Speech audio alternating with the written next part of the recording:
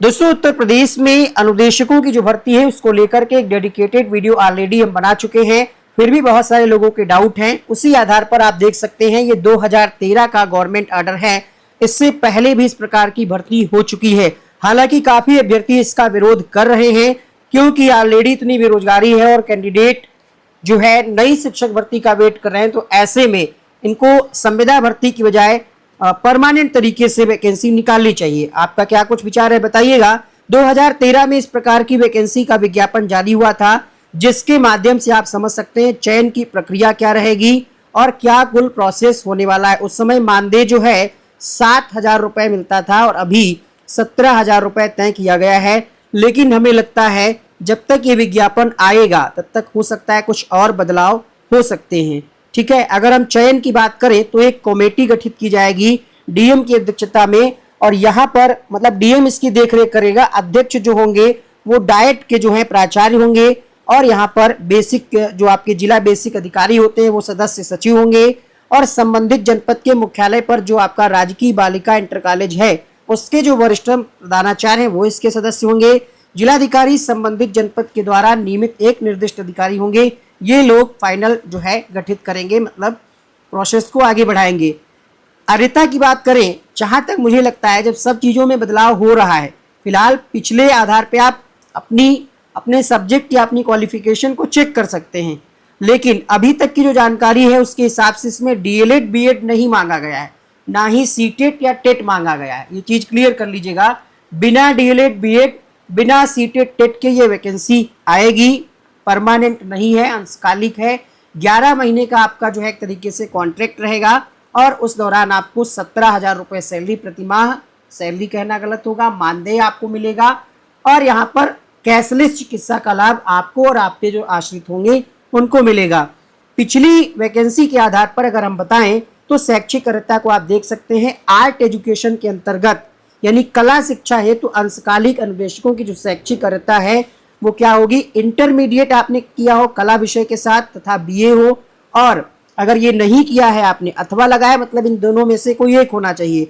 Drawing अथवा painting के साथ बीए किया हो, फिर से अथवा लगा हुआ है, यानी इंटरमीडिएट के साथ भारत में विधि द्वारा स्थापित किसी विश्वविद्यालय अथवा मान्यता प्राप्त संस्थानों द्वारा प्रदत्त कला में विशेष उपाधि अथवा डिप्लोमा, इन तीनों में से कोई एक अगर होगा तो आप कला विषय के लिए आवेदन कर पाएंगे।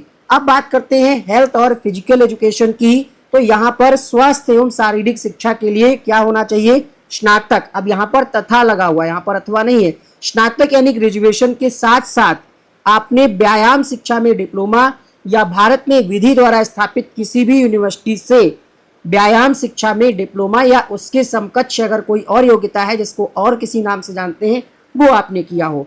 ठीक है, तीसरा है यहाँ पर वर्क एजुकेशन, कार्य शिक्षा की अगर हम बात करें तो जिसमें 4 विषय हैं।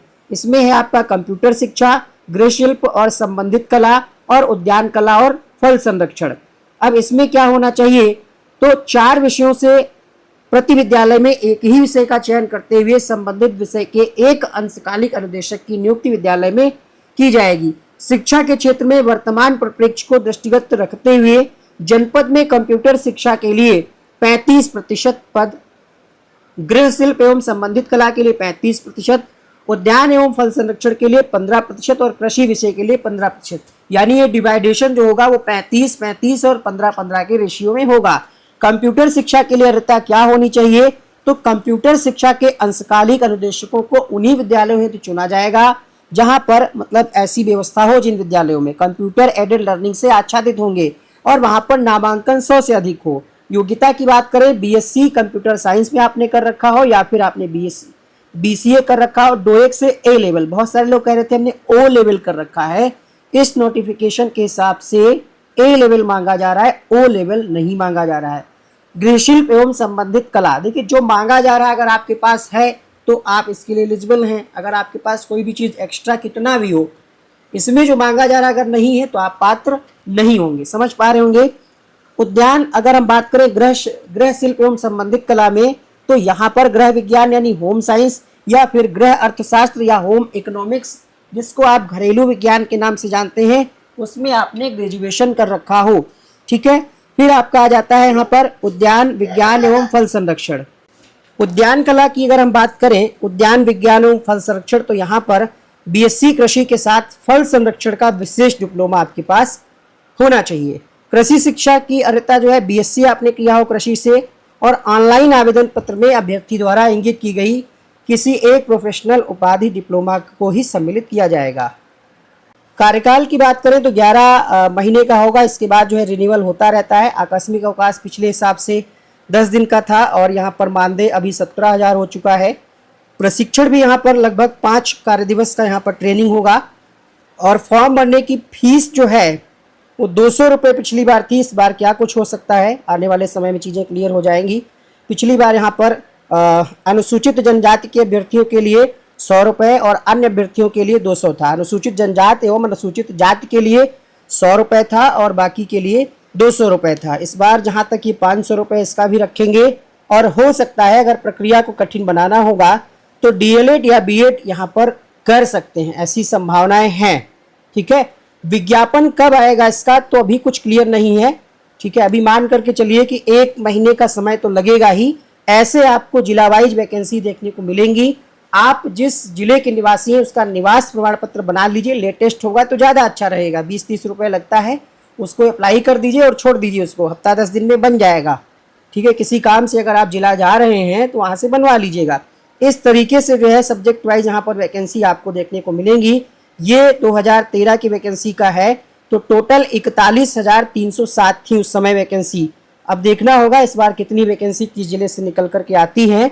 हमने आपको पूरा जो इसकी शैक्षिक अर्हता है वो हमने आपको बता दिया है, और आयु और सारी चीज़ें हमने जो है एक अलग से वीडियो में बना करके आपको बताया ही था, तो उसको आप देख सकते हैं। चयन की प्रक्रिया यहाँ पर कोई एग्ज़ाम नहीं होगा। ठीक है, यही लोग चयन करेंगे और यहाँ पर मेरिट बनेगी आपके हाई स्कूल के मार्क्स। मेन चैनल पर हमने एक वीडियो के माध्यम से पूरी जानकारी दी थी कि 10,000 पद होंगे, 17,000 रुपये मानदेय होगा, कैशलेस चिकित्सा का लाभ मिलेगा। आयु की बात करें तो 21 से 40 वर्ष, और इसकी गणना 1 जनवरी से की जाएगी। छूट की बात करें ओबीसी SC ST 5 वर्ष की छूट और दिव्यांग को 15 वर्ष।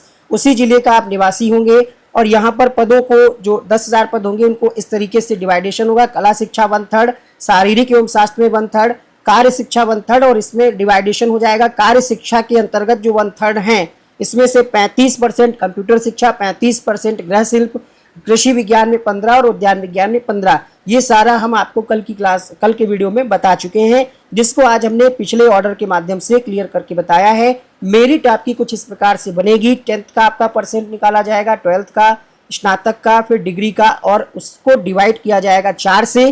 फिर उसके बाद जो ओवरऑल बन करके आएगा उसमें सबसे टॉप पे जो लोग होंगे वैकेंसी की संख्या के हिसाब से, उनको जो है कह सकते हैं उनको सेलेक्ट कर लिया जाएगा। तो बस यही था आज का वीडियो। इसके अलावा भी अगर कोई डाउट है तो कमेंट करके आप पूछ सकते हैं। मिलते हैं नेक्स्ट वीडियो में। एक बात, चैनल को सब्सक्राइब कर दीजिए अगर आप यहाँ तक आ गए हैं तो।